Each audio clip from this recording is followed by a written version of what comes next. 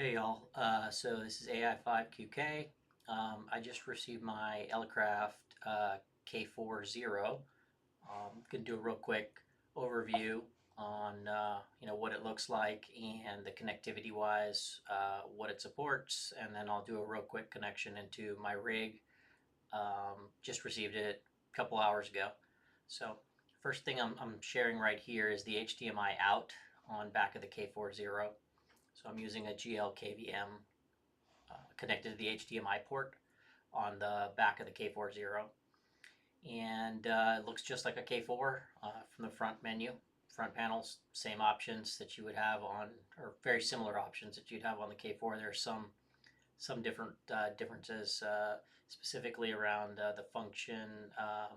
Actually, it's under the all parameters. So if you go into all parameters, you'll be able to see that it's got the charging and battery and voltage, right? And CPU temperatures, right? So that's a little different. Um, but that's pretty much it. I mean, when you're looking at the front panel, you can't really tell the difference. It looks just like a normal K4 up connected wirelessly. So there is some provisions in there for the wireless menu, so that you can associate to your SSID. Um, so that's noted here under Wi-Fi. So as you can see, I'm connected to my Wi-Fi network right here. So mine is a WPA3 with WPA2 for fallback. So it's connected right now at 5 gigahertz. It's running 80 megahertz channels, 2 spatial streams, probably about 500 megabits is what it's associated with.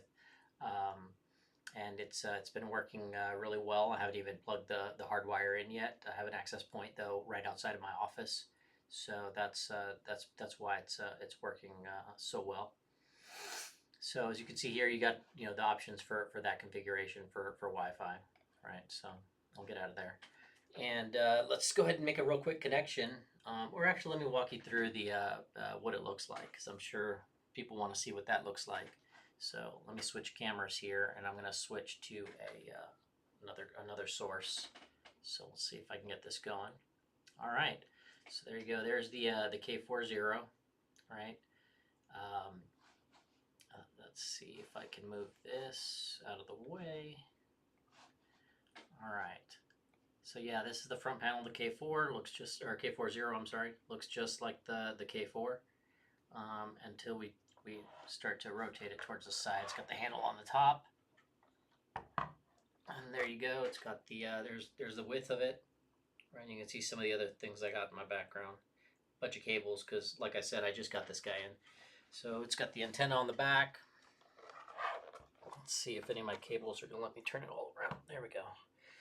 So on the back panel, you're going to have, all the standard ports that you would expect.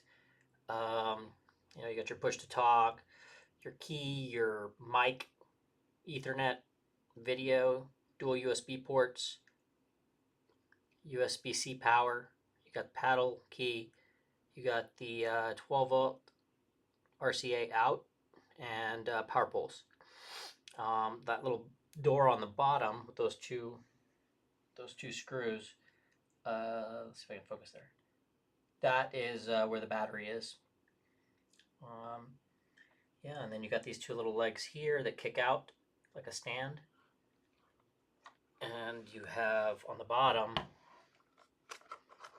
you're going to have some more little feet right there that sort of keep it tilted. So that's a real quick overview of it. And what we'll do is I'm going to go ahead and connect to my local rig here. So I'm going to switch camera sources, and everything that I'm sharing on my GL KVM, it's identical to what you're going to see here on the front panel. So let me switch sources real quick. All right. So here is the interface, right? So if you use K4 to K4, you know that you're going to click this little globe, we'll go ahead and connect to my local K4. So you can see that's pretty fast. Instant connection. So crank up that volume a little bit, and what I'll do is I'll go into OBS here and see if I can feed the audio into the video as well of what I'm hearing. Okay, so let's scroll around.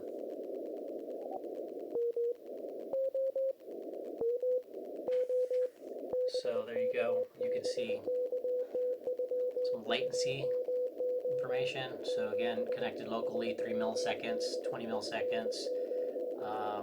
I've been making contacts on CW and FT8, and locally, obviously, there's no problems whatsoever. Can't even tell that I'm operating wirelessly. So the GLKVM, obviously, it's not a video about the GLKVM, but it lets me, use my mouse and bounce around, click and choose things. So that's a product of my KVM. Has nothing to really do with the K40. We have 2 speakers on each side of the K40. And if you have sub receiver, like I do, just hit the sub receiver button, and then we'll get audio coming out of that sub receiver. So, but yeah, that's just what I wanted to show. So far, it's been working really well. I did a remote connection to my buddy's house up the road. I made some CW contacts, and again, it felt like if I was using my K4 locally, but we were operating out over the open internet.